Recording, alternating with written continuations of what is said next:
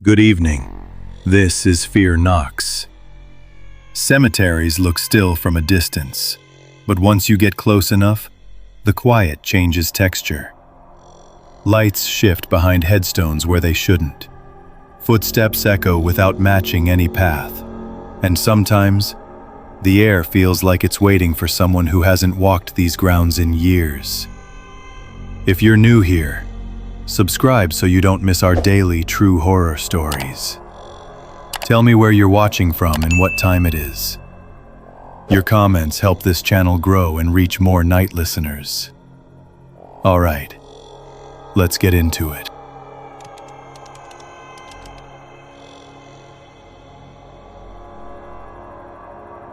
I was the night caretaker for the old Cedar Ridge Cemetery. It was late autumn, and the air held a sharp, penetrating cold, just above freezing. A faint, distant hum from the highway was the first thing that felt out of place. My routine began just after sunset, checking the perimeter and the main gates. The cemetery sat high on a ridge, overlooking a valley often filled with low-lying fog. Below, the distant lights of the small town shimmered through the mist. My small cabin was a few miles down the winding gravel road, a place of quiet isolation. I carried a heavy-duty flashlight and a handheld audio recorder on my rounds. The cemetery itself was old, with weathered stone markers and iron fencing around the older family plots. Cedar trees lined the main path, their branches dark against the night sky. The wind often whispered through them, a constant companion. This particular night, the hum from the highway seemed to carry an unusual resonance, a low vibration that settled deep in the chest. It was not a sound I usually noticed with such clarity. I made a note of it in my logbook, a small detail that would later seem significant. The air was still, yet the sound persisted, a subtle disruption in the familiar night quiet. My job was straightforward. Ensure security, report any damage, and maintain a quiet presence. I had held the position for several years, becoming intimately familiar with the cemetery's rhythms. The night shift was mostly solitary, punctuated only by the occasional radio crackle from dispatch or the distant rumble of a passing train. I knew every path, every row of headstones, every creaking branch. My equipment included a few static cameras positioned at key points, primarily near the main entrance and the older sections. These cameras recorded continuously, their feeds stored on a local server in my cabin. I also kept a detailed weather log, noting temperature, wind direction, and any precipitation. This meticulous record-keeping was part of the job's procedural nature. It helped track patterns, especially concerning vandalism or unusual activity. The cemetery was a place of quiet reverence, and my role was to preserve that. I walked the gravel paths, the crunch under my boots a familiar sound in the night. The air was always cold up on the ridge, even on milder evenings. The first incident occurred a few nights later, when a west wind was blowing steadily. I was making my final loop before returning to the cabin, approaching the oldest section of the cemetery. This area was bordered by a heavy, ornate iron fence, its posts thick and deeply set. Between two particular posts, near a cluster of very old lichen-covered markers, I saw it. A light. It was not a flashlight beam or a car's headlights reflecting. This light was soft, diffuse, and seemed to hover. It had a distinct, warm, lantern-like quality, a pale orange glow that pulsed gently.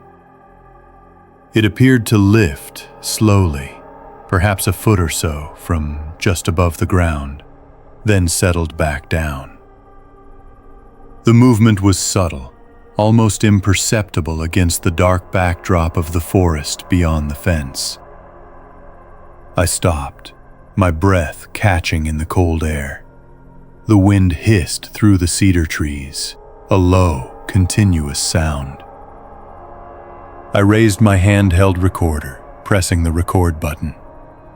The microphone picked up the wind, the faint hum of the highway, and the rapid beat of my own heart. The light remained, a quiet, luminous presence between the iron posts. It held its position for what felt like a long minute, then slowly, almost deliberately, began to dim. As the gust of wind shifted, turning slightly south, the light seemed to waver, then faded completely. It was gone as quickly as it had appeared, leaving only the deep night and the cold. I stood there for a while, scanning the area with my flashlight. There was nothing.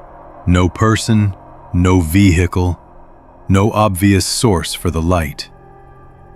The ground was undisturbed, a thin layer of frost already forming on the grass. I checked the iron posts, running my gloved hand over the cold metal. There was no wiring, no attachment, nothing that could have generated such a glow. I walked the perimeter of that section, looking for any sign of entry or exit. The gravel path showed no fresh tracks. The forest beyond the fence was dense, a dark wall of trees.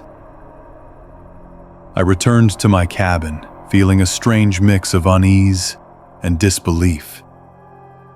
I reviewed the static camera footage from that section. The camera, positioned on a pole about 50 yards away, offered a wide view of the fence line. I fast-forwarded through the hours of darkness, and there it was. At the precise moment I had observed the light, a faint, orange glow appeared between the two iron posts. The camera's low light capabilities rendered it as a soft, indistinct blob of light, but its presence was undeniable. It lifted, settled, and then faded, just as I had witnessed. The footage confirmed the timing of the wind shift as well. The trees in the frame visibly swayed just before the light vanished. There was no visible person, no vehicle, no discernible source. The camera simply recorded the light appearing and disappearing in isolation. I saved the segment, labeling it with the date and time. My logbook entry for that night was more detailed than usual, describing the light, its movement, and the accompanying wind. I felt a quiet dread begin to settle. The incident repeated itself 2 nights later. Again, a west wind. Again, the same 2 iron posts. This time, I was prepared. I had positioned a second static camera closer to the fence, hoping for a clearer image. I was also standing further back, observing from a distance with binoculars. The light appeared, a soft, warm glow, lifting slightly, then settling. It held for a longer duration this time, perhaps a few minutes. The wind was steady, a constant pressure against my face. I could hear its low whisper through the cedars. Then, as the wind shifted, the light dimmed and vanished. The second camera provided a slightly better resolution, showing the diffuse nature of the light, its lack of a distinct source or shape. It was simply a luminous presence. The audio recorder captured the wind, and a faint, almost imperceptible hum that seemed to accompany the light's appearance. This hum was distinct from the distant highway noise. It was a low, resonant vibration, a sound that seemed to emanate from the ground itself. The repeated occurrences prompted a more focused investigation. I began a nightly vigil near the specific section of the fence. I set up a portable weather station to record precise wind speed and direction data. I also deployed a more sensitive audio recorder, hoping to capture the faint hum more clearly. The pattern became clear over the next few weeks. The light appeared only when a strong west wind was blowing. It always manifested between those two specific iron posts. It always had that same lantern-like quality, a soft, diffuse orange. And it always faded when the wind shifted or died down. I spent many nights in the cold, observing. The isolation of the cemetery at night became more profound, tinged with a new kind of quiet tension. I reviewed all the camera footage, cross-referencing it with my logbook entries and the weather data. The evidence was consistent. A light, no source, tied directly to the wind. I took numerous photographs of the area, examining the ground, the posts, the surrounding trees. There was nothing physically remarkable about the location. The ground was firm, no signs of disturbance. The iron posts were old, rusted, but solid. I considered every rational explanation. Reflected light from a distant source? Unlikely, given the consistency of its appearance and disappearance, and the lack of any corresponding light source in the valley. Bioluminescence? Possible, but the light was too strong, too high off the ground, and too transient. Atmospheric phenomenon? Perhaps, but why always between those two posts? I even considered some kind of electrical anomaly, but there were no power lines nearby, no underground cables that could explain it. The cemetery had no modern infrastructure in that old section. I contacted the sheriff's department, filing a formal report about unusual activity. They sent a deputy out, a young man who listened patiently to my account. He walked the fence line with me, shining his powerful flashlight into the darkness. He found nothing. He reviewed my camera footage, his expression shifting from skepticism to a quiet bewilderment. He suggested it might be some kind of atmospheric effect, perhaps related to the unique geography of the ridge and the valley fog. He promised to keep an eye on the area during his patrols, but his tone suggested he had no real answers. The report was filed, but no further action was taken. I continued my vigil. The cold became a constant companion, the frost crunching under my boots. I started to notice other subtle things. Sometimes, just before the light appeared, I would hear a faint, almost inaudible whisper carried on the wind. It was not words, just a soft, breathy sound, like someone sighing very close by. My sensitive audio recorder picked up these whispers as faint static, barely distinguishable from the wind noise. It was a sound that made the hairs on my arms stand up, a sound that felt ancient and deeply unsettling. The hum, too, became more pronounced on some nights, a low, resonant vibration that seemed to emanate from the very earth beneath my feet. It was a sound that seemed to resonate with the old stones in the deep forest. The isolation of my cabin in the cemetery felt heavier then, a profound sense of being alone with something inexplicable. The light continued to appear intermittently for several more months, always under the same specific conditions. I maintained my detailed logbook, documenting each occurrence, cross-referencing it with weather data and camera footage. The file grew thick with reports and observations. The sheriff's department eventually closed their file, citing no evidence of criminal activity or any identifiable source for the phenomenon. They attributed it to an unknown natural occurrence, a local oddity. I never stopped watching. The light became a part of the cemetery's nocturnal landscape, an unsettling fixture. It never caused harm, never moved beyond those two posts, never manifested with any other overt signs. It was simply there, a quiet, glowing enigma. The whispers and the hum also continued, faint but persistent, adding to the pervasive sense of quiet dread. I learned to live with it, but I never truly accepted it. I eventually left the caretaker position, moving away from the ridge and its quiet, cold nights. The memory of that light, however, remains vivid. I still think of the west wind, the specific chill in the air, and the way the light would lift between those old iron posts. Sometimes, on a particularly still night, when the wind blows just right, I imagine I can still hear that faint, ancient whisper carried on the air, a sound that settles deep in the quiet.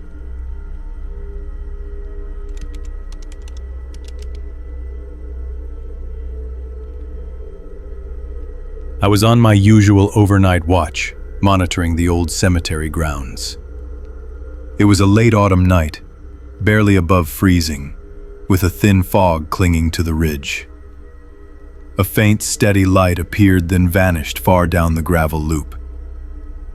My role as a volunteer observer involved documenting conditions and deterring any potential vandalism at the historic cemetery. The site sat high on an Appalachian ridge, overlooking a winding highway below. It was a quiet place, mostly forgotten by the nearby town, save for a few local families with plots dating back generations. My setup was simple: a small cabin, a tripod-mounted camera with night vision, and an audio recorder. The camera was positioned to cover the main gravel loop that circled the oldest family plots, bordered by a dense stand of cedars. Most nights were uneventful, filled only with the rustle of leaves, the distant hum of traffic, or the occasional static from my two-way radio. I kept a detailed logbook, noting weather, wildlife, and any unusual occurrences. This particular night had started like any other, cold and still, with a low mist beginning to form near the iron fencing. My shift had begun just after sunset, settling into the familiar routine of checking equipment and scanning the monitor. The air grew steadily colder as the hours passed, and a light frost began to form on the cabin windows. Around a little past midnight, the first anomaly registered.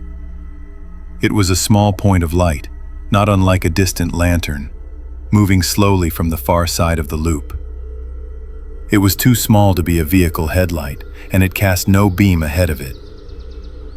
I watched it on the monitor, a tiny self-contained glow. It moved with a consistent, unhurried pace, tracing the curve of the gravel path.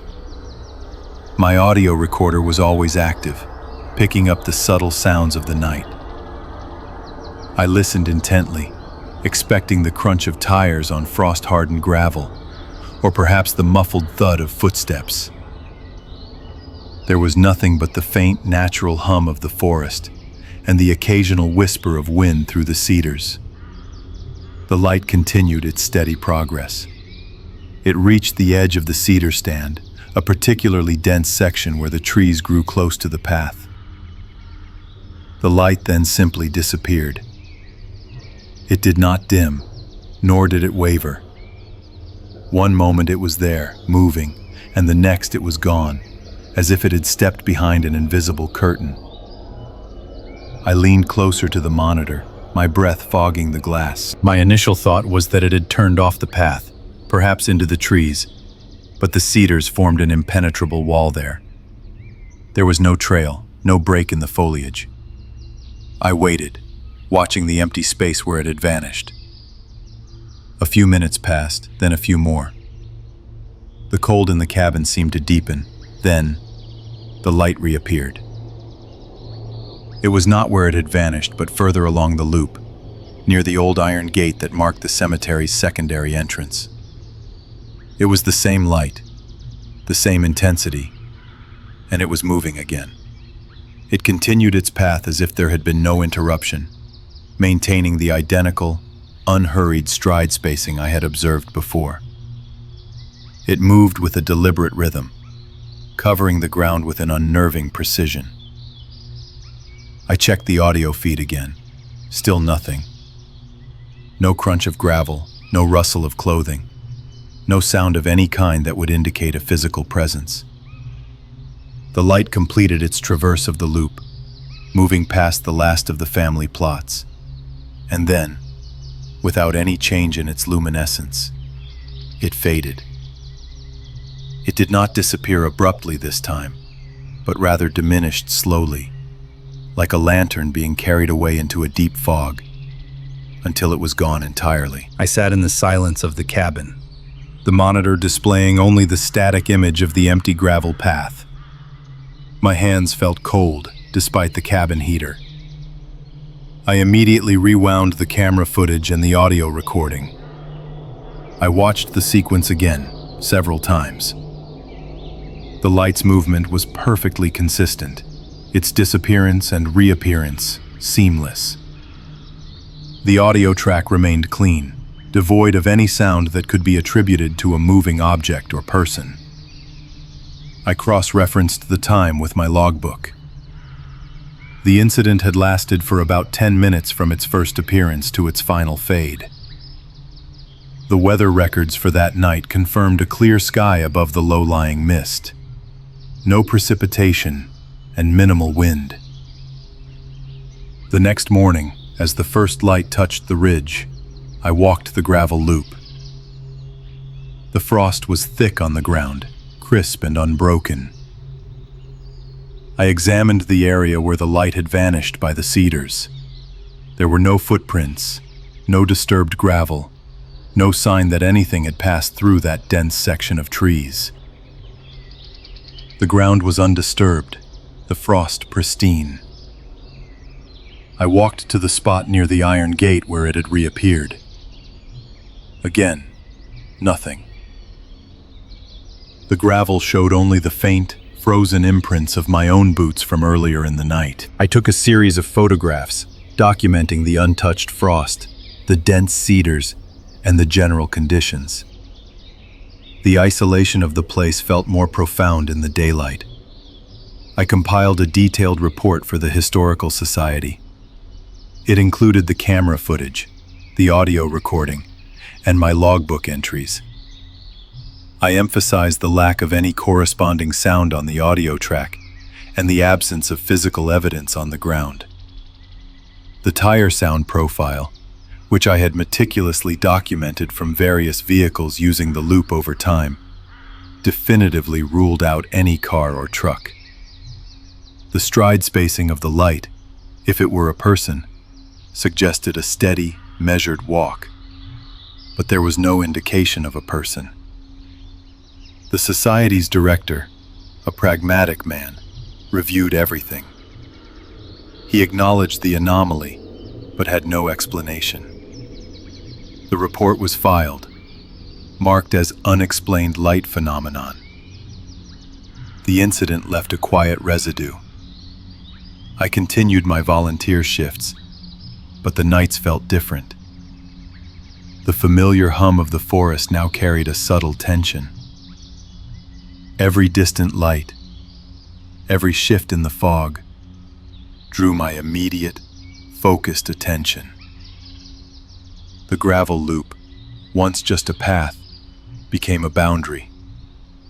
A place where something could cross from one state to another without explanation. The memory of that silent, reappearing light stayed with me. I still hear the absence of sound sometimes, the quiet that accompanied its impossible journey.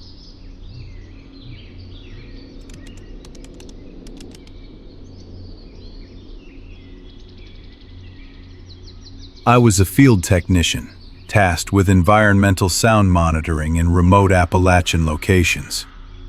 It was a late autumn night, barely above freezing, with a low fog clinging to the Ridge Cemetery. My initial sweep picked up an unusual acoustic signature, faint but distinct. My assignment involved establishing baseline environmental data across several historical sites, primarily old family plots and churchyards. The Cedar Row Cemetery was one such location, situated on a steep downslope above a winding gravel road. The site was known locally for its aged cedar trees, planted in a single, dense row that followed the natural contour of the land. My equipment included a high-fidelity audio recorder, a portable anemometer, and a humidity sensor, all calibrated for precise data capture. The air was still, heavy with the scent of damp earth and decaying leaves. My breath plumed visibly in the cold, dissipating quickly into the thick mist. The only sounds were the distant hum of the highway and the occasional branch tick from the surrounding forest. I was there to document the ambient soundscape, noting any deviations from expected natural patterns. The initial anomaly registered as a brief, almost imperceptible modulation in the low frequency range, something the automated filter usually dismissed as ground static. My routine was methodical. I would arrive before sunset, set up the primary recording array, and then conduct a manual sweep with a handheld unit. This particular night, the fog had rolled in earlier than anticipated, creating a dense visual isolation. Headlights from passing vehicles on the highway below were diffused into soft, formless glows. I had positioned the main recorder near the bend in the cedar row, where the trees formed a natural acoustic channel. The anemometer was placed a few yards away, designed to log wind speed and direction every few minutes. My logbook entries were precise, detailing equipment settings, environmental conditions, and any observed phenomena. I checked the humidity file, noting the near saturation point of the air. The cold was a constant presence, seeping through my layers despite my insulated gear. I worked quietly, moving along the narrow trail that wound through the older plots, careful not to disturb the ground. This was a place of quiet reverence, and my presence was meant to be as unobtrusive as possible. As the night deepened, the fog grew thicker, reducing visibility to a few yards. I was reviewing the preliminary audio capture from the handheld unit when I first isolated the sound. It was not loud, but it possessed an unusual quality. The recorder had picked up a series of whisper-like tones, brief and indistinct, riding on the tail end of a minor gust burst. The anemometer data confirmed a sudden, localized increase in wind speed, lasting only a few seconds. The sound itself was difficult to categorize. It wasn't a rustle of leaves, nor the creak of branches. It had a vowel-like shape, a soft, elongated O or ah that seemed to form and then dissipate with the wind. I replayed the segment several times, adjusting the filters, trying to strip away the background noise. Each time, the same faint, breathy quality emerged, aligned precisely with the wind spike. I decided to reposition the handheld recorder closer to the specific section of the cedar row where the sound had originated. The ground was uneven, covered in a thick layer of pine needles and damp earth. The iron fencing around some of the older family plots felt cold and rough under my gloved hand. I moved slowly, my headlamp cutting a narrow beam through the fog. The air temperature had dropped further, and the frost was beginning to form on exposed surfaces.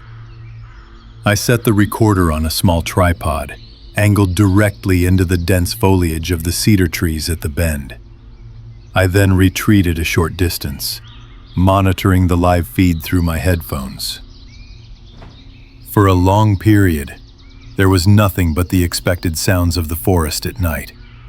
The distant hoot of an owl, the drip of moisture from the branches, the occasional, almost imperceptible hum of the recording equipment itself. Then, it happened again. A sudden, localized gust, registered by the anemometer, swept through the cedar row. Simultaneously, the whisper-like tones returned. Clearer this time, more defined. They were not words, not exactly, but they carried an undeniable intonation, a rise and fall that mimicked human speech. It sounded like a low, drawn-out murmur, a series of soft exhalations. The sound seemed to emanate directly from the dense foliage, as if the wind itself was being shaped by the trees into these vocalizations. I recorded several more instances over the next hour, each one coinciding with a distinct gust. The humidity remained high, creating ideal conditions for sound transmission and resonance within the dense cedar needles. I took a series of photographs of the specific section of the cedar row, documenting the branch structure and the surrounding terrain. The isolation of the location, combined with the thick fog, amplified the strangeness of the phenomenon. I felt a quiet dread, a primal unease that had nothing to do with fear of the dark, but rather with the unsettling nature of the sound itself. It was a sound that defied easy explanation, a natural occurrence that mimicked something deeply unnatural. I spent the remainder of the night collecting additional data, trying to triangulate the source of the sound. I moved the recorder to different positions, attempting to capture the phenomenon from various angles. The sound remained localized to the bend in the cedar row, always appearing with a sudden gust of wind. I cross-referenced the wind logs with the audio files, noting the precise correlation. The patterns were consistent. The sound was not constant, it was intermittent, appearing only when specific wind conditions were met. I considered every possible natural explanation: the friction of branches, the movement of air through hollows, the resonance of the dense foliage. I even considered animal vocalizations, but the consistent vowel-like quality ruled out most common wildlife. The sound lacked the sharp edges of a bird call or the guttural quality of a mammal. It was too smooth, too sustained. As dawn approached, the fog began to lift, revealing the stark gray landscape of the cemetery. The frost on the gravestones shimmered faintly in the pre-dawn light.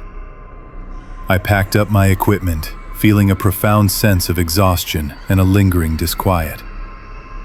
I had captured significant evidence, but no definitive answers. My report detailed the precise environmental conditions, the equipment used, and the raw audio files. I included the anemometer data and the humidity logs, all pointing to a specific set of atmospheric circumstances. I noted the visual observations of the cedar row, the way the branches intertwined, forming a dense, almost impenetrable wall of foliage. I also made a brief, factual mention of previous local reports of lantern-like lights near the iron fencing in the general area, though I had not observed any myself. This was simply part of the background information for the site.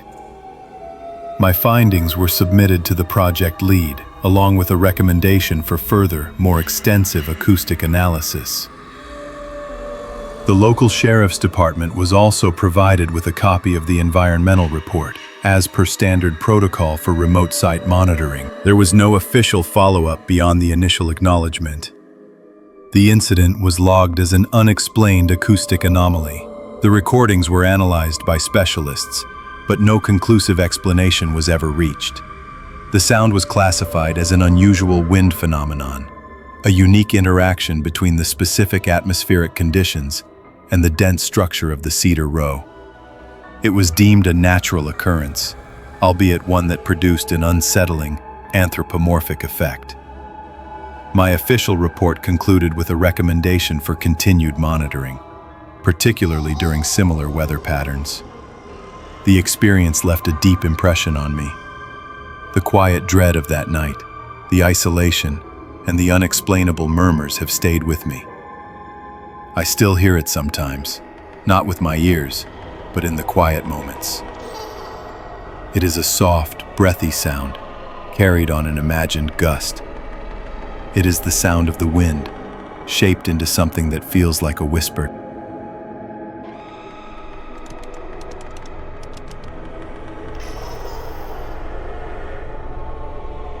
I was the caretaker for the Old Ridge Cemetery, making my rounds on a cold November night. The air was still, carrying the scent of damp earth and distant wood smoke. That evening, a faint, warm flicker appeared inside the powerless chapel. My duties involved maintaining the grounds, securing the buildings, and keeping detailed logs of everything that happened on the property. This particular cemetery sat high on a ridge overlooking a narrow valley, a few miles off the main highway. It was a quiet place, mostly old family plots with weathered stones and a few rows of cedars. The chapel, a small clapboard structure, stood near the entrance, its windows frosted over during the colder months. My routine was precise, a necessary measure for a property that saw little traffic and was often shrouded in fog. I checked every lock, every gate, and noted any disturbance in my logbook. The isolation of the place meant I was often the only person within miles after dark. The chapel had been decommissioned years ago, its power disconnected after a lightning strike damaged the old wiring. It remained locked, used only for storage and occasional historical tours during the warmer seasons. The main entrance had a heavy oak door, secured with a robust deadbolt and a secondary padlock. I personally checked these locks every evening, logging their status. The windows were original, thick panes of frosted glass set into wooden frames, making it impossible to see clearly inside, even in daylight. The interior was dark, cold, and still. The first observation came just after midnight. I was driving the gravel loop near the chapel, my headlights cutting through a thin mist that had begun to settle. As I passed the south side of the building, a soft orange glow caught my eye through one of the frosted windows. It was a brief, gentle pulse of light, like a distant lantern being carried. I stopped the truck, killed the engine, and sat in the sudden silence. The only sound was the distant hum of the highway and the faint creak of the chapel's old weather vane in a barely perceptible breeze. I waited for a few minutes, watching the window, but saw nothing further. I attributed it to a trick of the light, perhaps a reflection from my own vehicle, though the angle seemed wrong. I made a note in my logbook, a simple entry about an unexplained light. The next night, the light returned. I was making my final rounds, the air even colder than before, the ground stiff with frost. This time I parked my truck a little further away, approaching the chapel on foot, my flashlight off. I wanted to observe without any external light sources. The fog was thicker, clinging to the cedar rows and obscuring the distant valley. As I neared the chapel, moving quietly along the gravel path, I saw it again. The same warm orange flicker, visible through the same window. It was not a flash, but a slow, deliberate movement, tracing a path from one side of the window to the other, then fading. It lasted for perhaps 10 seconds. The light was soft, not bright enough to illuminate the entire interior, but clear enough to suggest a source moving behind the frosted glass. I checked the heavy oak door. The deadbolt was secure. The padlock was undisturbed. I ran my hand over the cold metal of the lock, feeling the familiar texture. I decided to investigate further. The following evening, I set up a small, battery-powered time-lapse camera on a tripod, positioned to capture the south-facing windows of the chapel. I aimed it specifically at the window where I had seen the light. The camera was motion-activated, designed to take a series of still photographs at short intervals if any movement or light change occurred. I also took a photograph of the chapel's power panel, showing the main breaker in the off position, confirming the building remained without electricity. I double-checked the locks on the chapel door, noting the time and their status in my logbook. The night was clear, cold and still, with a sharp wind occasionally rustling through the bare branches of the trees. I reviewed the camera's memory card the next morning. The time-lapse sequence showed the chapel windows in darkness for hours. Then, just after 1 o'clock, a series of frames captured the light. It was exactly as I had seen it. A soft, orange glow, moving slowly from left to right across the lower half of the window. The light source itself was indistinct, a blurred shape behind the frosted glass. But its movement was undeniable. It appeared to be about the size of a small lantern or a large candle. The sequence lasted for about 12 frames, spanning roughly 10 seconds, before the light vanished. There was no preceding or subsequent activity.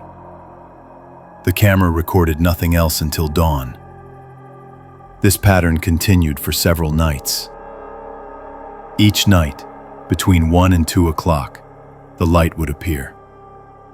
It always moved in the same way, a slow, deliberate traverse across the same window. I began to feel a quiet dread. The chapel was locked. There was no power. No one else had access. I checked the lock log entries meticulously, cross-referencing them with my own observations. Every entry confirmed the chapel had remained secured.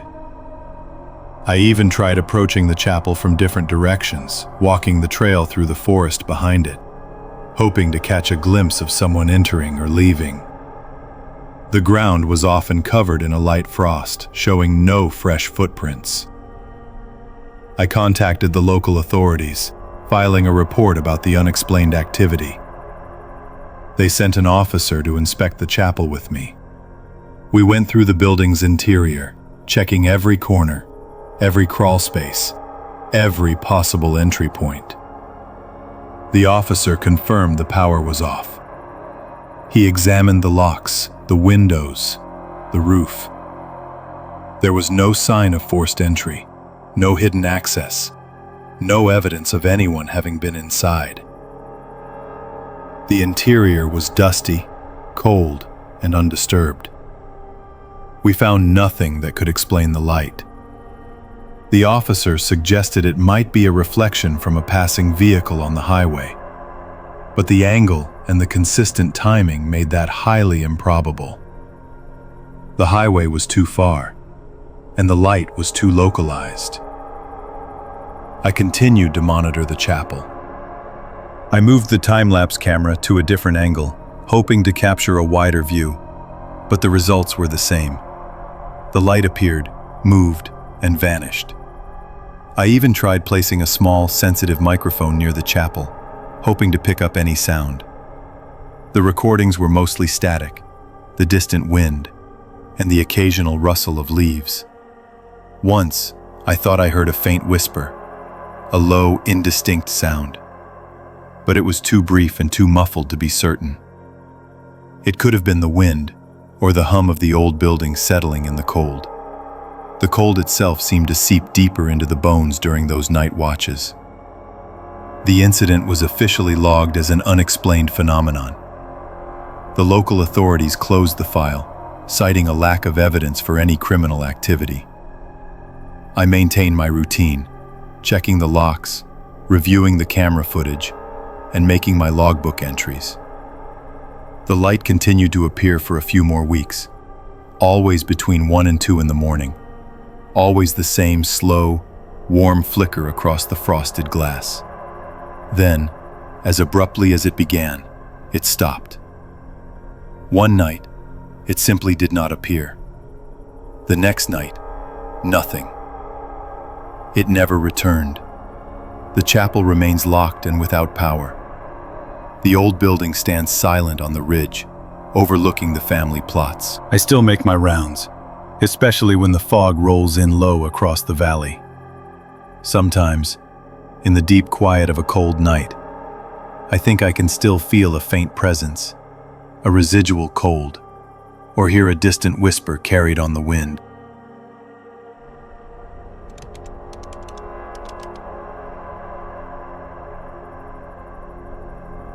I was a night visitor to the old churchyard.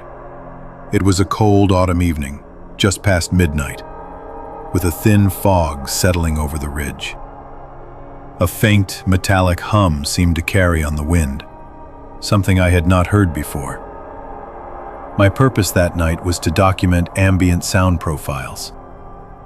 I had been visiting the old ridge cemeteries for several months, part of a personal project to record the natural acoustics of these isolated Appalachian sites. The air was usually filled with the rustle of leaves, the distant call of an owl, or the occasional static from a passing vehicle on the highway below. This particular cemetery sat high above the main road, accessible by a winding gravel loop that ended near a small, clapboard church. Cedar rows lined the path to the family plots, their dark forms barely visible through the low mist. I carried a portable audio recorder, a sensitive microphone, and a small lantern, its beam cutting a narrow path through the encroaching darkness. The temperature was barely above freezing, and my breath plumed visibly in the faint light. My routine involved setting up the equipment in a central location, often near the oldest iron fencing, and then retreating to my vehicle to monitor the recordings. I would sit in the cabin of my truck, the engine off, listening through headphones, making notes in a logbook. The isolation was profound, a deep quiet that allowed for the subtle nuances of the environment to emerge. I had become accustomed to the night, to its sounds and its silences. The wind was a constant companion on the ridge, sometimes a gentle whisper through the pines, other times a forceful gust that made the old branches creak and groan. I had recorded many hours of this natural symphony, building a library of the cemetery's nocturnal voice. On this night, the wind was steady, a consistent pressure from the west. I had positioned my microphone near the old church, specifically beneath the bell tower. The tower itself was a simple wooden structure, unadorned, with a single, empty bracket where a bell once hung. The bell had been removed decades ago, according to local history, sold to fund repairs for the church roof. Now, only the heavy iron bracket remained, bolted firmly to the ridge beam, exposed to the elements. I had always found its emptiness striking, a silent testament to a missing voice. I settled into my truck, the cold seeping into the cabin despite my heavy coat. I put on the headphones, adjusting the levels. The initial sound was familiar, the low hum of the wind, the distant rustle of dry leaves, the occasional creak of the old church timbers. Then, it began. A clear tone, pure and resonant, cut through the ambient noise. It was not loud, but it was distinct, a sustained note that seemed to hang in the air. I checked my equipment, wondering if there was some interference, some static. The display showed a clean waveform, a strong, singular frequency. I listened intently. The tone was unmistakably metallic, a sound that suggested a bell, yet there was no bell. It emanated directly from the direction of the church tower. I focused the microphone's directionality, confirming the source. The sound was not a chime, not a peal, but a continuous, unwavering ring, like a tuning fork struck and held. It pulsed with the wind, growing slightly stronger with each gust, then fading to a barely perceptible whisper as the wind momentarily lulled. It was an impossible sound, a bell without a bell. I made a note in my logbook, detailing the time and the unusual acoustic event. I continued to record, letting the digital capture the phenomenon. The tone persisted for what felt like a long time, perhaps a full hour. before slowly diminishing as the wind shifted and softened. The experience left me with a profound sense of unease. I had come to expect the predictable sounds of the night, but this was something entirely new, entirely unexpected. The cold seemed to deepen, and I found myself pulling my coat tighter, a shiver running through me that had nothing to do with the temperature. The next morning, I returned to the cemetery in daylight. The fog had lifted, revealing the familiar landscape. I examined the bell bracket closely. It was a heavy piece of cast iron, weathered and rusted, but otherwise unremarkable. There were no loose parts, no obvious points of vibration that could produce such a clear, sustained tone. I ran my hand over the cold metal, feeling its rough texture. It was solid, unmoving. I took several photographs, documenting its condition. The silence of the morning was absolute, broken only by the chirping of birds. The memory of the previous night's sound felt almost dreamlike in the bright light. I returned to my small cabin, which was not far from town, and began to analyze the audio file. I used specialized software to generate a spectral plot of the recording. The visual representation confirmed what I had heard. A distinct, narrow band of frequency. A pure tone, rising and falling with the wind's intensity. It was a perfect resonance, a harmonic vibration. I cross-referenced my recording with local weather logs. The wind profile for that night showed a consistent, moderate wind speed from the west, exactly as I had perceived it. The data was clear, but the explanation remained elusive. I decided to conduct further observations. Over the next few weeks, I made several more night visits to the cemetery, always when the wind conditions were similar. I brought additional equipment, a more precise wind speed sensor, a thermal camera, and a second audio recorder for redundancy. I wanted to rule out any anomalies with my primary gear. On 2 subsequent nights under similar wind conditions, the tone returned. It was always the same frequency, the same metallic quality, the same impossible resonance from the empty bracket. During one of these later vigils, I noticed something else. As the tone resonated, I perceived a subtle shift in the ambient soundscape downslope from the church. It was not a distinct sound, but more of a feeling. A vague impression of something akin to a whisper carried on the wind. It was too indistinct to capture clearly on my recorder. A fleeting auditory illusion, perhaps, but it was persistent. I found myself straining to hear it, to make sense of it, but it always remained just beyond the edge of clarity. It was like trying to catch smoke. I consulted the old logbook kept by the church caretakers, which I had been granted access to.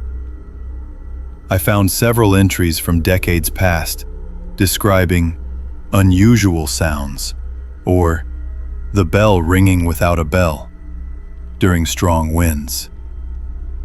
These entries were sparse, often dismissed as wind playing tricks or imagination.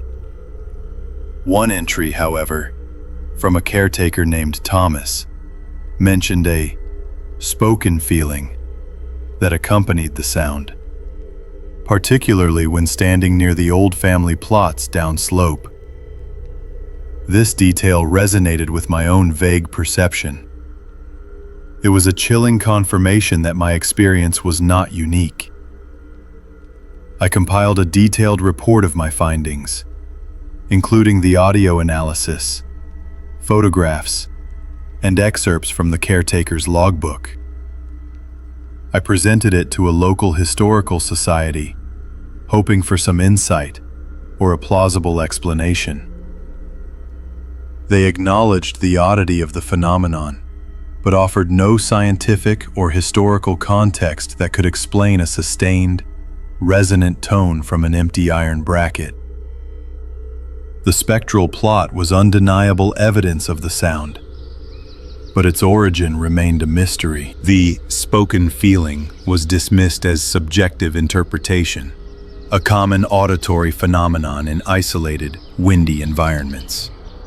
I still visit the cemetery sometimes, especially when the wind is steady. I no longer bring my recording equipment. I just stand there, listening. The sound returns occasionally, a clear, pure tone from the empty bracket, a bell without a bell. I listen for the whisper downslope, that vague, unsettling impression. It is always there, just beyond reach, a quiet dread that lingers in the cold night air.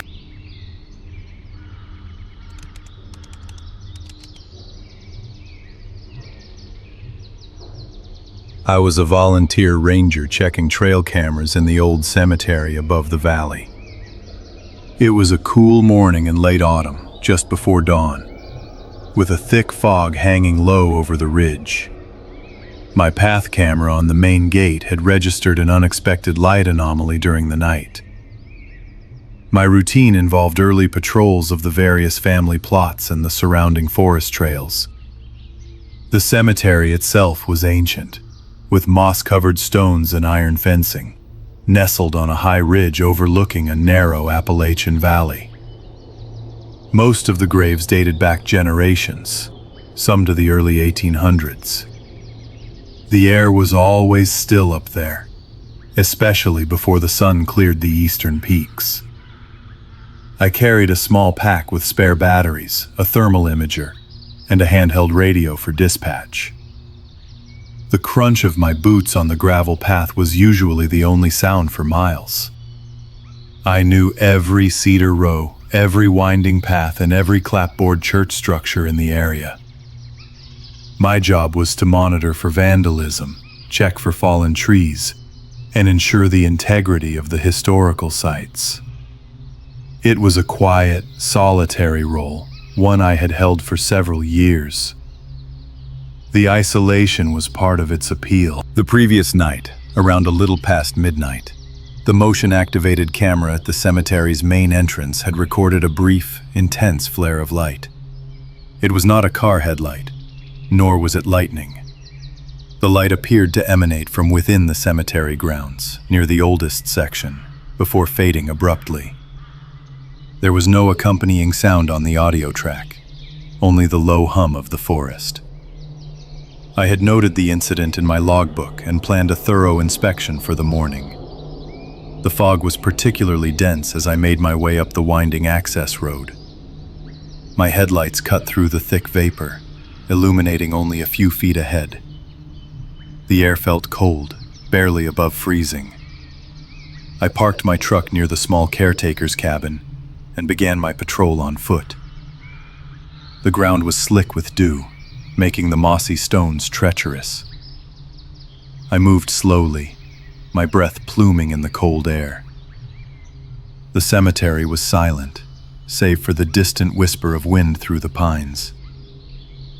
I checked the perimeter fence first, then moved towards the older plots where the light anomaly had been detected. The ground was undisturbed, no fresh tracks, no signs of forced entry. I scanned the area with my thermal imager, but the cold morning had erased any lingering heat signatures. The old stones felt damp and cold to the touch. I continued my sweep, heading towards the small, weathered stone church at the center of the grounds. A set of worn stone steps led up to its entrance. As I approached, something caught my eye on the third step from the bottom. Two distinct, damp impressions were pressed into the thick moss.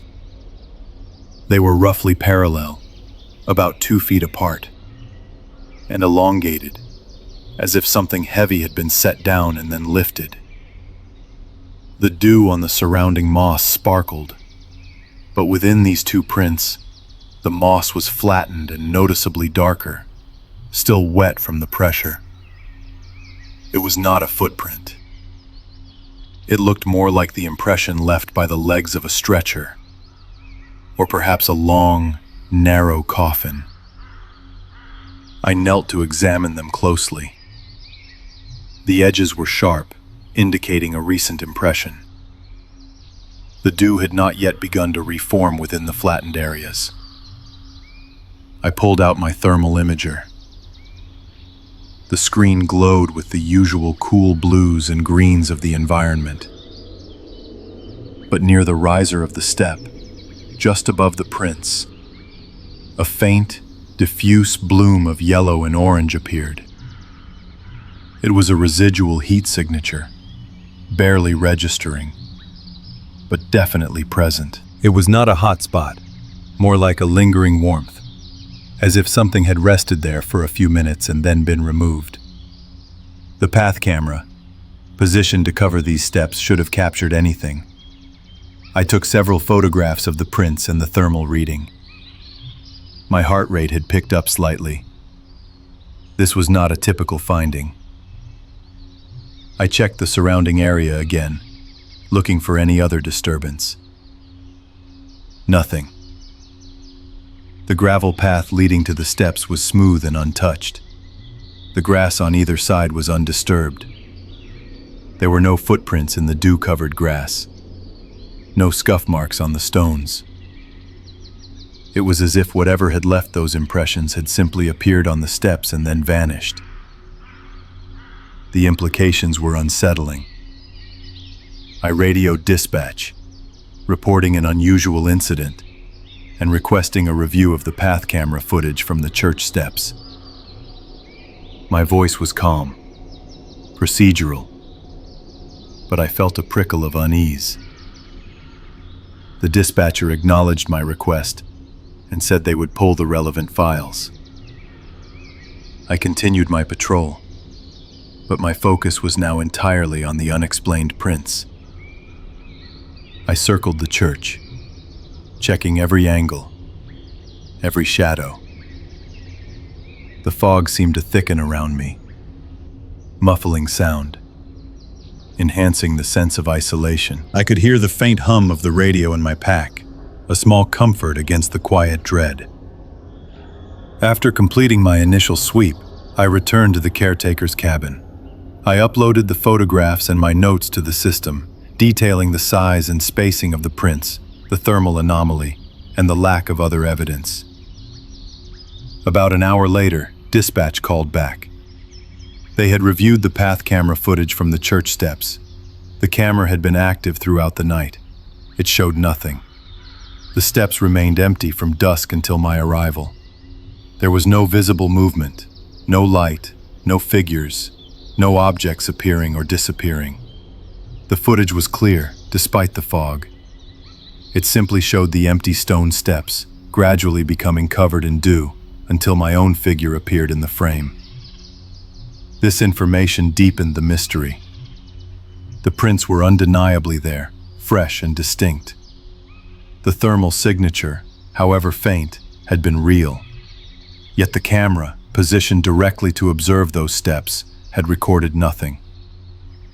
I requested a second review of the footage, asking them to check for any anomalies in the frame rate or any signs of digital manipulation. The answer came back the same.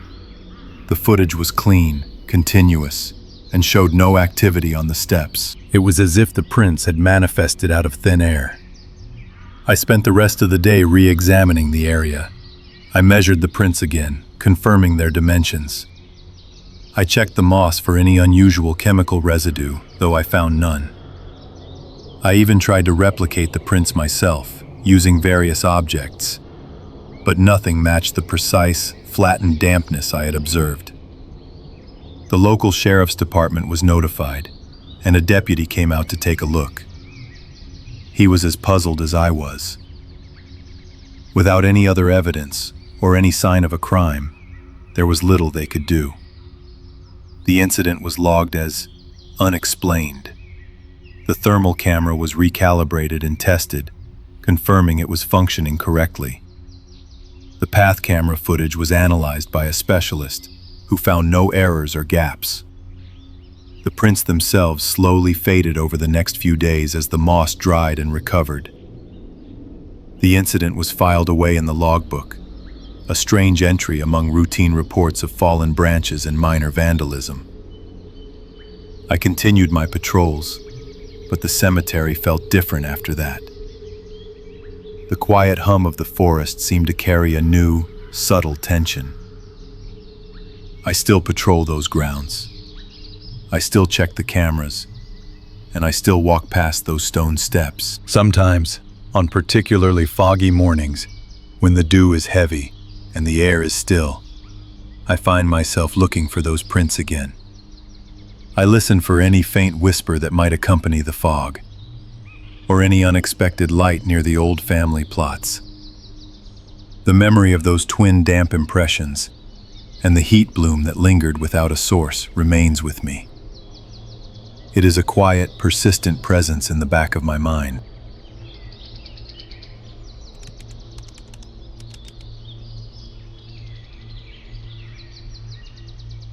I was the facilities aide for the county cemetery, performing my usual late-night perimeter check.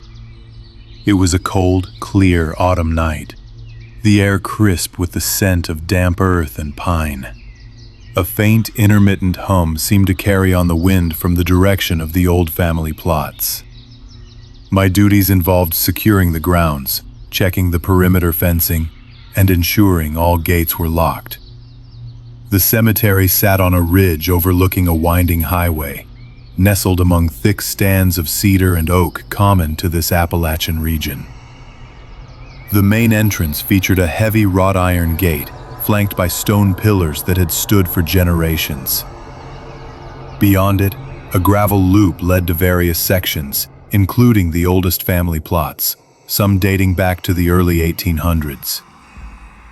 My routine was usually uneventful, a quiet patrol under the vast dark sky. The hum was not part of that routine.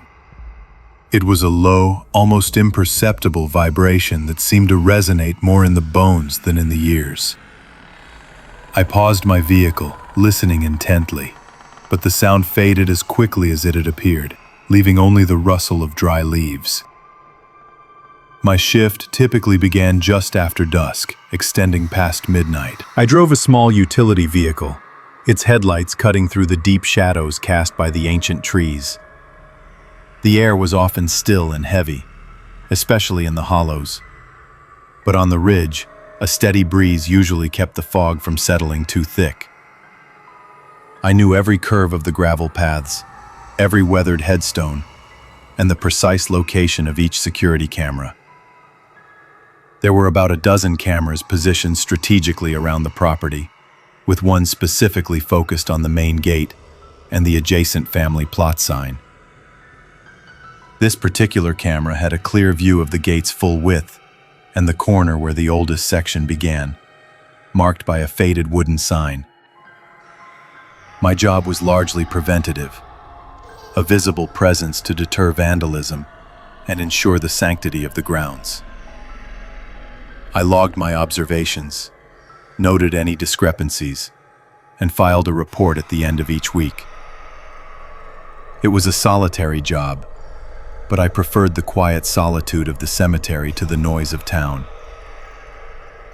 That night, after the initial hum, I continued my rounds, dismissing it as a trick of the wind or perhaps some distant machinery. I completed my checks of the mausoleums and the newer sections, then circled back towards the main gate for my final inspection. As I approached the gate, my headlights illuminated the familiar ironwork and the dark expanse beyond. I was about 100 yards away when I saw it. A point of light, distinct and steady, appeared on the far side of the gate. It was not a reflection, nor was it a distant car. This light was small, about the size of a lantern, and it seemed to hover at human height. It moved slowly, deliberately, passing through the gate's opening as if carried by an unseen hand. The light maintained its height, traversing the gravel path for about 20 feet before it reached the corner where the old family plot sign stood. There, it paused for a few moments, its glow softening, almost dimming, before it vanished completely. The entire event lasted less than a minute. I stopped the utility vehicle, the engine idling quietly. The cold night air pressed in, and a sudden stillness fell over the cemetery. There was no sound, no rustle of leaves, no distant hum. I sat there for a long moment, trying to rationalize what I had seen. A flashlight? Someone walking the grounds after hours. But the light had been too steady, too precise in its movement, and it had simply disappeared. There was no figure, no sound of footsteps on the gravel. I got out of the vehicle, the crunch of my boots on the gravel sounding unnaturally loud in the silence. I walked towards the gate, my own flashlight beam cutting through the darkness. The iron was cold to the touch. I checked the lock, which was still secure. I walked to the spot where the light had vanished, near the old wooden sign. There was nothing. No footprints, no discarded items. Just the undisturbed gravel and the faint scent of damp earth. I returned to my vehicle, my mind racing. I knew I needed to review the camera footage. The corner camera, specifically, would have captured the entire sequence. I drove back to the small cabin near the cemetery entrance, where the monitoring equipment was housed. The cabin was always cold, even with the small electric heater running, and the hum of the servers was a constant, low drone.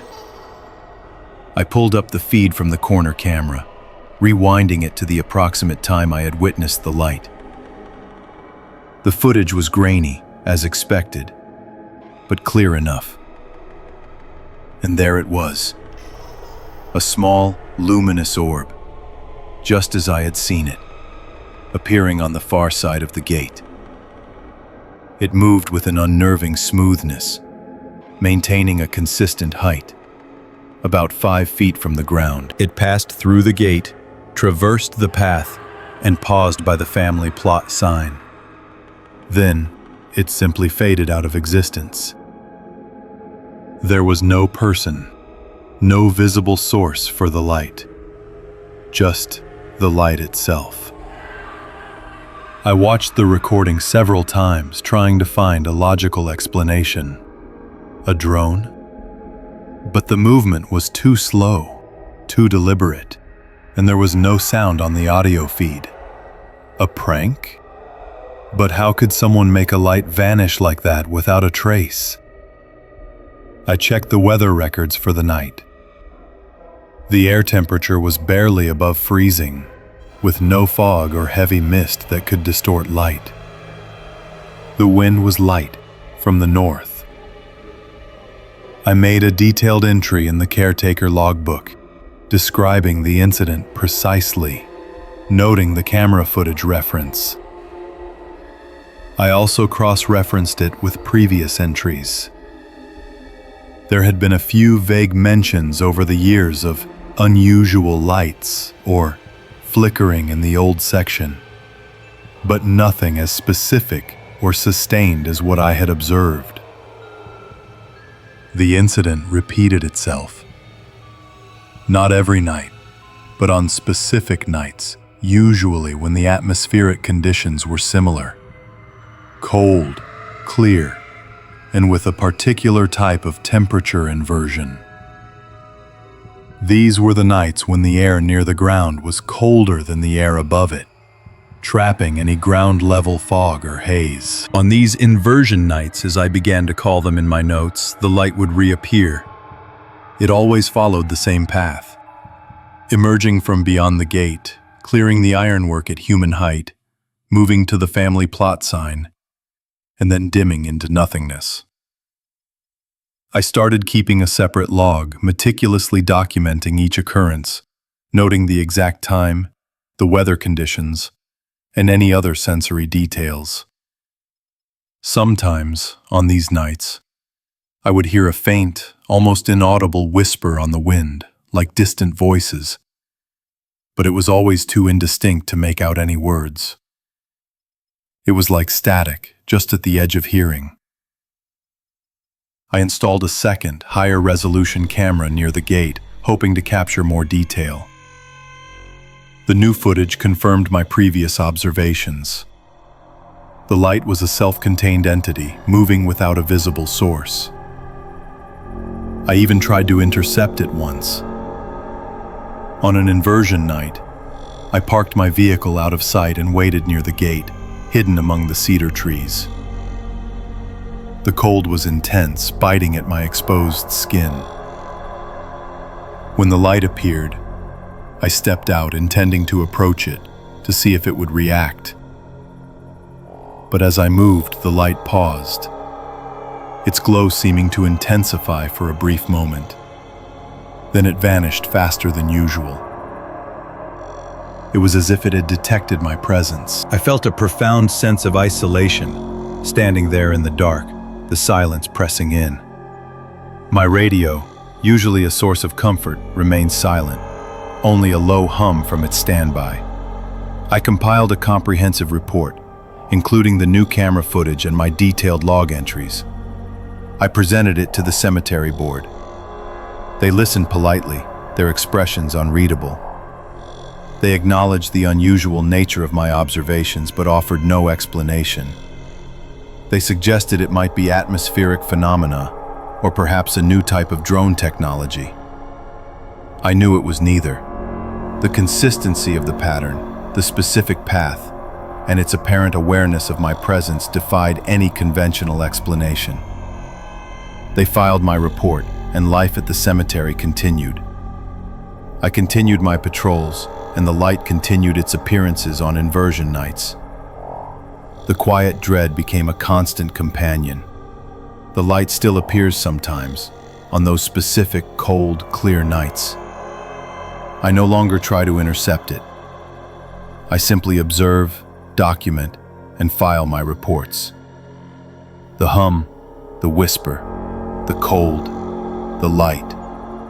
They are all part of the cemetery now, part of the quiet, unsettling rhythm of the ridge. I have learned to live with the unexplained, to accept that some things simply exist beyond our understanding. I still hear the faint murmurs carried on the wind, especially when the fog hangs low over the old family plots. It is a sound that settles deep, a quiet echo in the vast, dark night.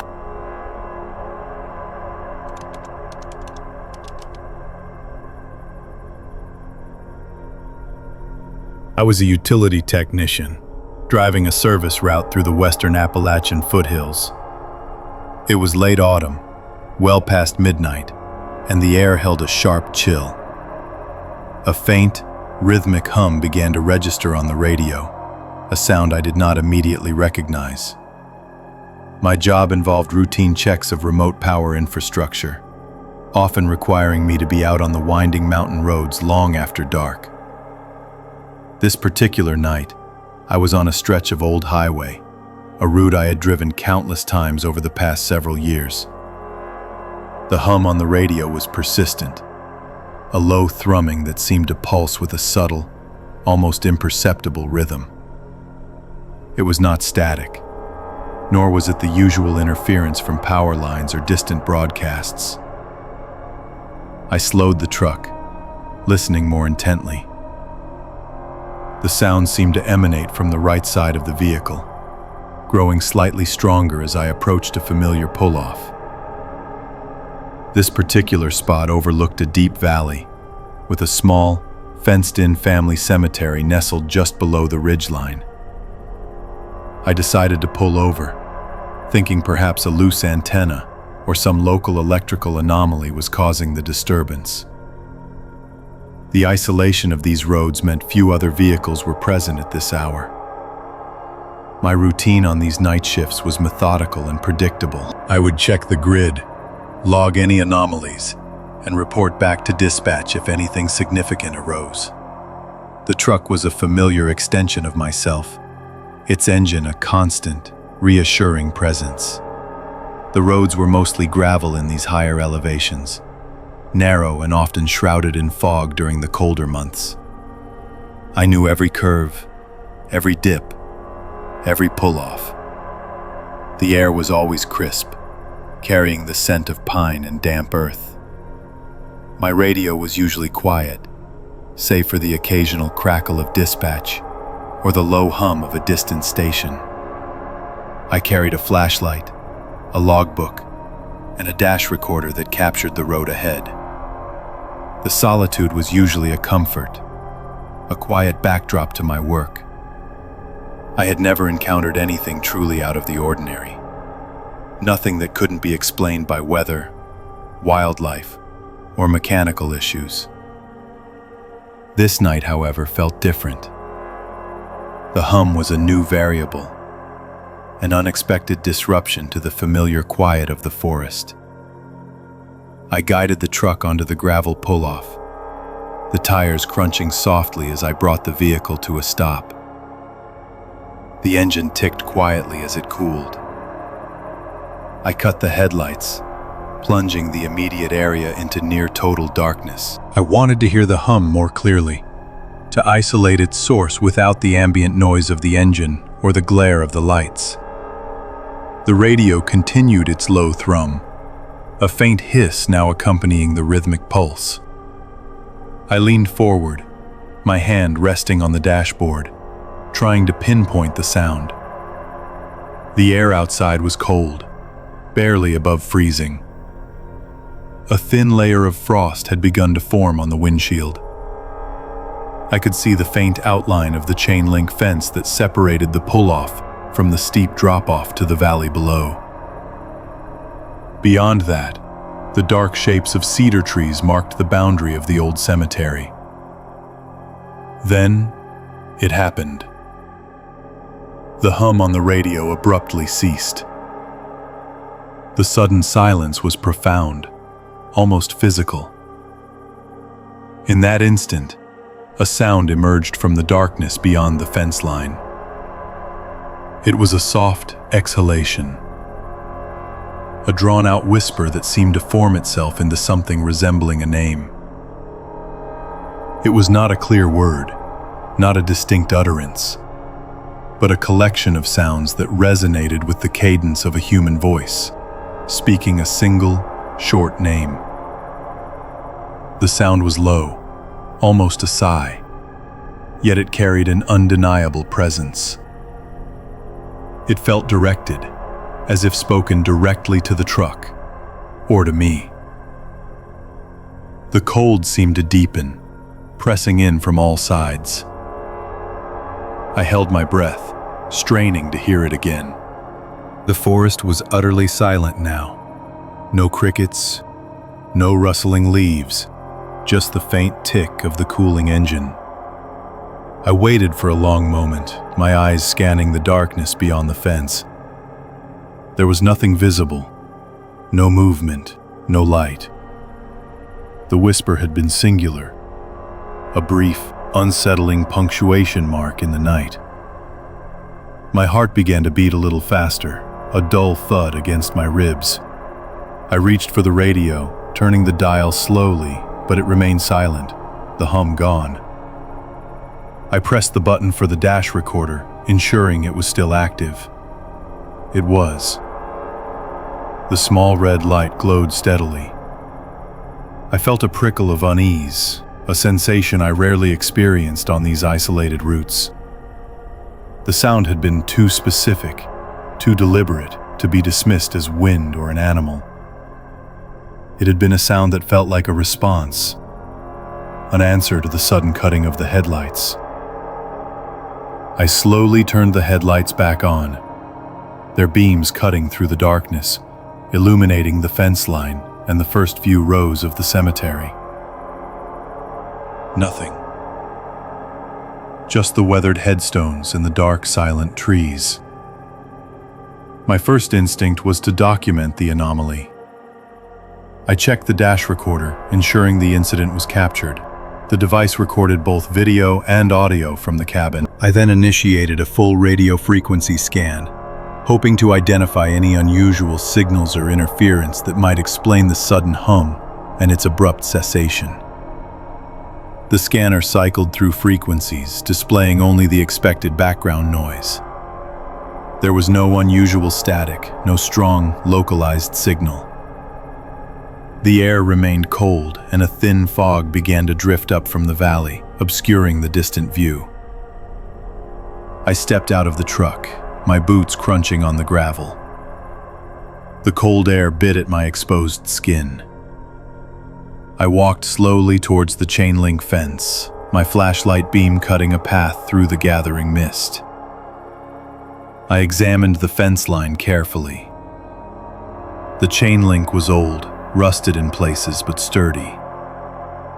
There were no signs of forced entry, no bent wires, no fresh tracks in the damp earth near the posts. I ran my gloved hand along the top rail, feeling the cold, rough metal. As I did, a faint, almost imperceptible vibration resonated through the fence. It was a subtle hum, a physical echo of the sound I had heard on the radio, perfectly timed with the memory of the whisper. It was not a continuous vibration, but a brief, resonant pulse that faded quickly. I tried to replicate it, tapping the fence, but the sound was different, a metallic clang. This was a deeper, more organic resonance. I took a few photographs of the fence line and the general area with my phone, documenting the conditions. The fog was thickening now, making visibility difficult beyond a few yards. I returned to the truck, the feeling of unease still present. I reviewed the dash recorder footage. The video showed the truck pulling off, the headlights cutting out, and then the sudden illumination. The audio, however, was less clear. The initial hum was present, then the abrupt silence. The whisper, that name-like hush, was barely audible, buried beneath the ambient cabin noise and the faint engine tick. It was there, though, a ghost of a sound, just as I remembered it. I noted the exact time of the incident in my logbook, along with the details of the radio scan and the fence inspection. I then contacted dispatch, reporting a minor electrical anomaly and an unusual sound, keeping my tone factual and devoid of speculation. They logged the report and advised me to continue my route. I drove away from the pull-off, the gravel crunching under the tires, leaving the silent cemetery behind. The radio remained quiet, the hum gone. The official review of my dash recorder footage yielded no definitive answers. The audio engineers at the office could detect a faint, low-frequency sound during the period I described, but it was too indistinct to identify. They attributed it to possible wind noise or localized atmospheric conditions. The radio frequency scan showed no unusual activity in the area at that time. My report was filed, categorized as an unexplained auditory event.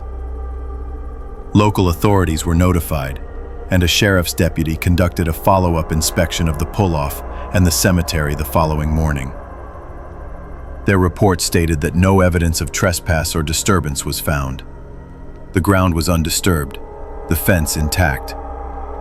There were no footprints, no discarded items, nothing to suggest human presence.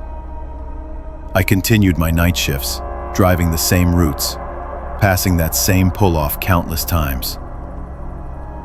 I never stopped there again after dark. The memory of that night, the sudden silence, the cold, and that almost name remained with me. I often found myself listening more intently to the quiet of the forest, to the subtle sounds the night held.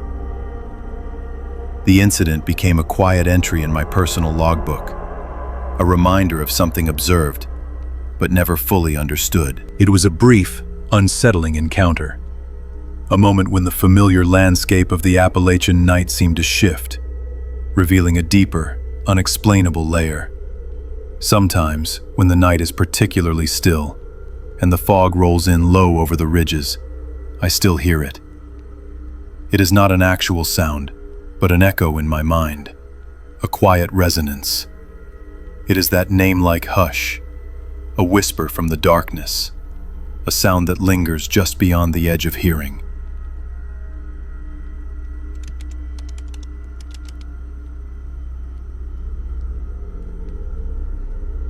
I was performing my nightly rounds, checking the perimeter gates in the pump house. It was a clear, cold night in late autumn, barely above freezing, with a thin layer of frost already forming on the gravel paths. A faint, persistent hum from the pump house seemed louder than usual in the still air. My job as caretaker for the Ridgeview Cemetery involved more than just grounds maintenance. I was responsible for security, for the integrity of the old family plots, and for the general peace of the place. The cemetery sat on a high ridge overlooking a narrow valley, surrounded by dense forest. The nearest highway was a few miles away, its distant static hum often the only sound that carried up the slopes. Most nights were quiet, marked only by the rustle of leaves or the occasional call of a nightbird. My routine was well established. A slow drive along the gravel loops, checking the iron fencing, ensuring the chapel doors were secured, and finally, inspecting the pump house. This small, clapboard structure housed the well and the pressure system that supplied water to the grounds. It was an essential utility, and its security was paramount. I kept a detailed logbook of all checks and any anomalies, no matter how minor. The isolation of the place meant I relied on my own observations and a two-way radio for communication with dispatch, though calls were rare after midnight. On this particular night, the air felt sharper than usual. My breath plumed visibly in the beam of my flashlight. I had parked my truck near the main gate, leaving the headlights off to preserve the night vision. The walk to the pump house was short, along a narrow, winding trail bordered by ancient cedar rows. The ground was firm underfoot, the gravel crunching softly with each step. As I approached the pump house, the low hum of the machinery inside was a familiar, comforting sound. It meant the system was operational. I reached the heavy wooden door, its paint peeling in places, and checked the padlock. It was secure. I ran my hand along the doorframe, feeling for any gaps in the weather stripping. Everything seemed intact. Then, a distinct sound reached me. It was a soft, almost imperceptible click, like a latch shifting. I paused, listening. The hum of the pump continued, steady and deep. I attributed the sound to the old building settling in the cold. I continued my inspection, moving around the small structure. The windows were barred, the foundation solid. I circled back to the door, my flashlight beam sweeping across the weathered wood. As I stood there, a sudden, powerful pull of air brushed past me. It felt like a strong hand had tugged at my collar. The air was cold, much colder than the ambient temperature, and it carried a faint, earthy scent, like disturbed soil. My jacket rippled against my chest.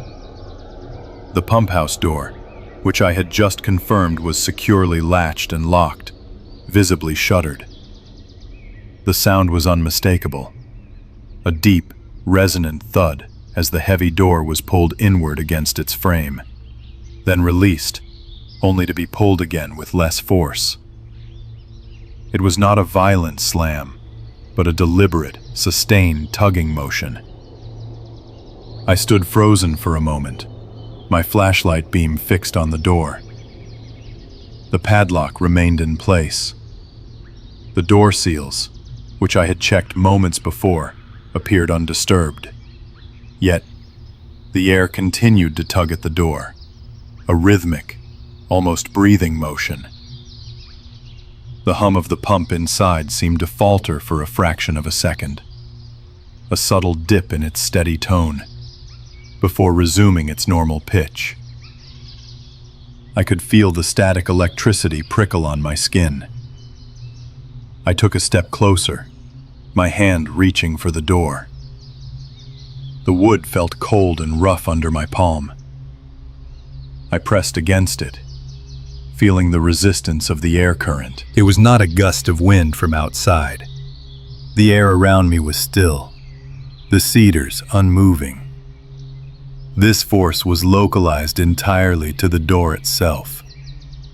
I could feel the pressure against my hand, a steady, insistent pull. I leaned in, trying to discern any source. There was no visible gap, no crack in the frame. The door was sealed tight. I pulled my hand away and watched. The door continued its strange dance, a slight inward flex, then a release, repeating every few seconds. It was like something was breathing heavily on the other side, drawing the door inward with each inhale. The sound was a low, guttural whisper, not quite a human voice, but something resonant and deep. It seemed to emanate from within the structure, yet the pump house was empty, save for the machinery. I checked my radio, ensuring it was on.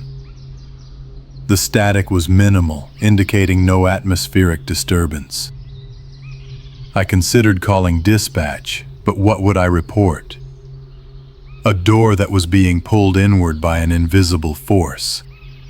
It sounded absurd, even to me. I decided to observe further. I retrieved my small handheld barometer from my pack. The reading was stable, indicating no sudden drop in atmospheric pressure that might explain such an air current. I took a photograph of the door, hoping the camera might capture something my eyes missed, though I knew it was unlikely. The air around the door remained unnaturally cold, a distinct pocket of chill in the already frosty night. The rhythmic tugging continued for what felt like several minutes. Then slowly, gradually, it began to diminish. The thudding became softer, the inward flex less pronounced, until finally, the door settled back into its frame, still and silent. The hum of the pump returned to its full, steady tone. I spent the next hour meticulously inspecting the pump house. I checked every inch of the door frame, the hinges, the locking mechanism. The seals were indeed intact, showing no signs of compromise or wear that would allow such a strong air current to pass through. I examined the ground around the foundation for any signs of subsidence or shifting earth that might create a vacuum effect. Nothing. The soil was firm, undisturbed. I then walked the perimeter of the cemetery, extending my search to the surrounding forest. I was looking for anything that could explain a localized wind phenomenon. The air remained still, the trees unmoving. There was no wind. I checked the weather records on my tablet, confirming that the local forecast had predicted calm conditions for the entire night. I returned to my truck and retrieved a small portable anemometer. Back at the pump house, I held it near the door. It registered 0 wind speed. I then held it against the door itself, where the tugging had occurred. Still 0.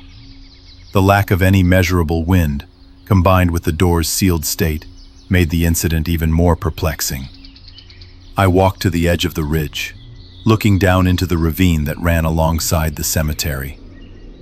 The ravine was deep and narrow, a natural notch in the terrain. I considered the possibility of a localized downdraft or an unusual pressure differential created by the unique topography. I had never encountered anything like it in my years here. I spent a long time looking at the ravine, trying to visualize air currents, mapping potential wind vectors in my mind. The idea of a specific air channel, perhaps amplified by the cold, seemed the most plausible explanation, however unlikely. I made a detailed entry in my logbook, describing the incident precisely, noting the time, the sensory details, and my observations regarding the door and the lack of external wind. I included the barometer reading and the anemometer results. I also noted the faint, earthy smell and the whisper-like sound. I felt a quiet dread settle over me. It was the kind of incident that defied easy explanation, leaving a lingering sense of unease. I took another photograph of the pump house, the image stark and silent in the cold night. I filed a report with the sheriff's department the following morning, detailing the unusual occurrence. They noted it, as they always did, but there was little they could do without tangible evidence of a break-in or vandalism. My logbook entry became part of the official file. I continued my rounds, always paying extra attention to the pump house. I installed a small, motion-activated camera near the door, hoping to capture any future incidents. For weeks, nothing happened. The pump house remained quiet, its hum steady, its door undisturbed. The memory of the air tugging at the door, however, remained vivid. It was a sensation that stayed with me, a cold imprint on my mind. I often found myself looking towards the ravine, wondering about the unseen forces that might move through its depths. The incident left me with a heightened awareness of the subtle shifts in the environment, the quiet anomalies that can occur in isolated places. I still hear that whisper sometimes, especially on cold, still nights. It's not a sound I can pinpoint, but a resonance in the air, a memory of something that pulled at a door and left no trace. The pump house stands, silent and functional, but I know what it can do.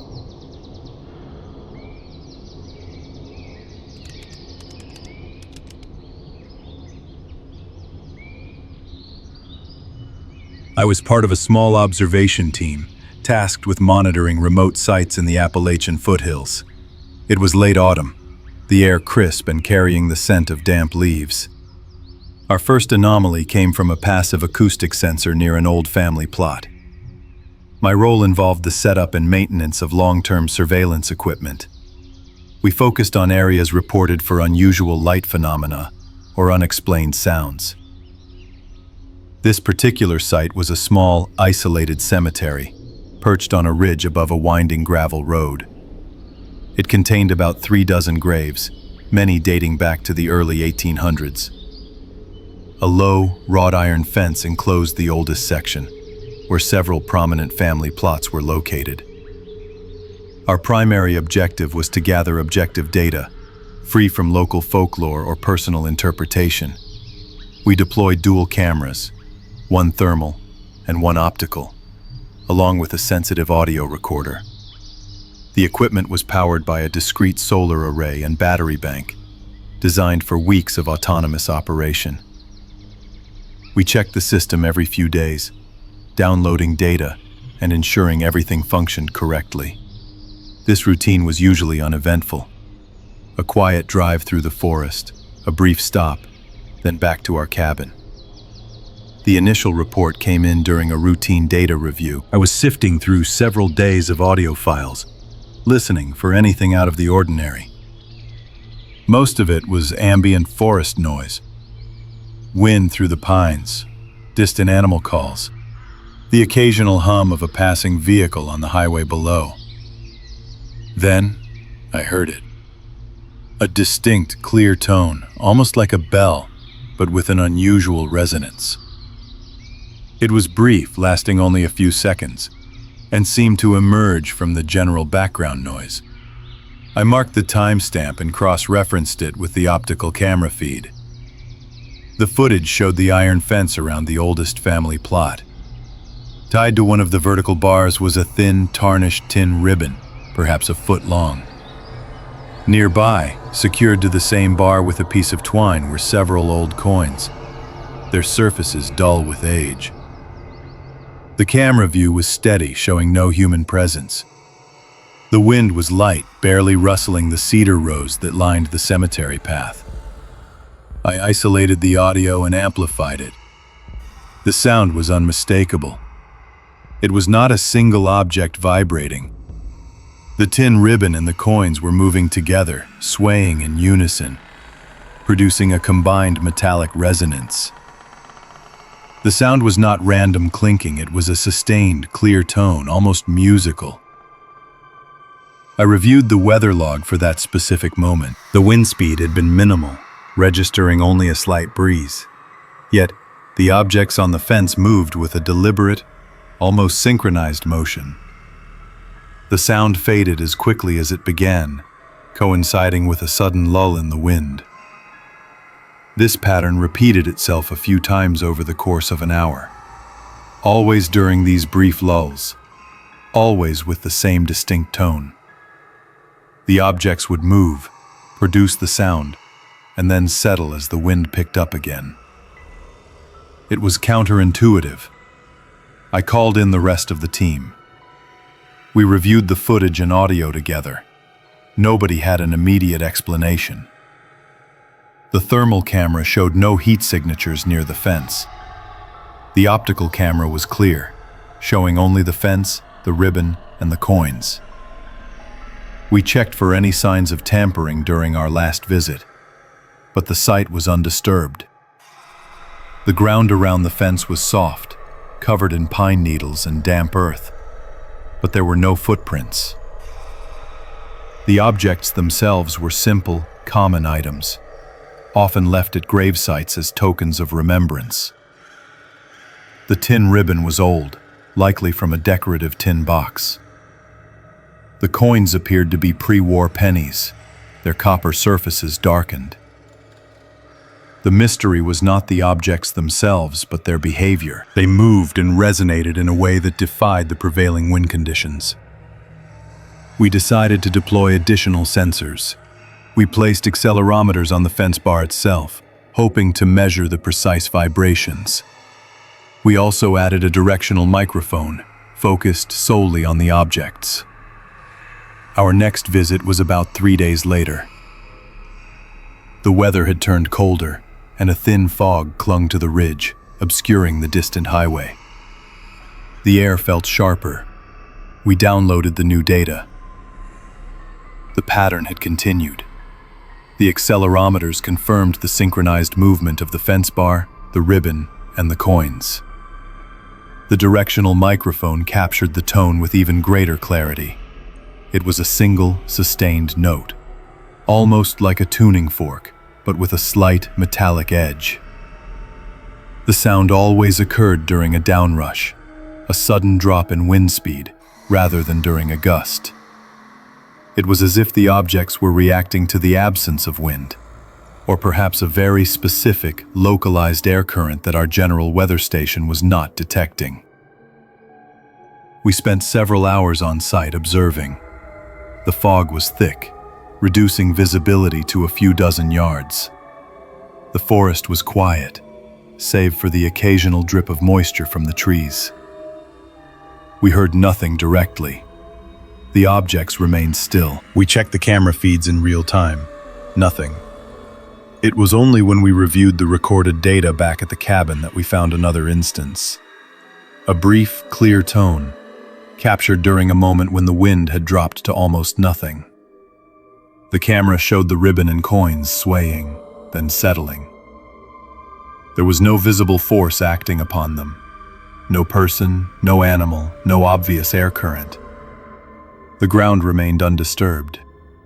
The evidence was purely observational and acoustic. We compiled a detailed report, including the camera footage, audio recordings, and weather logs.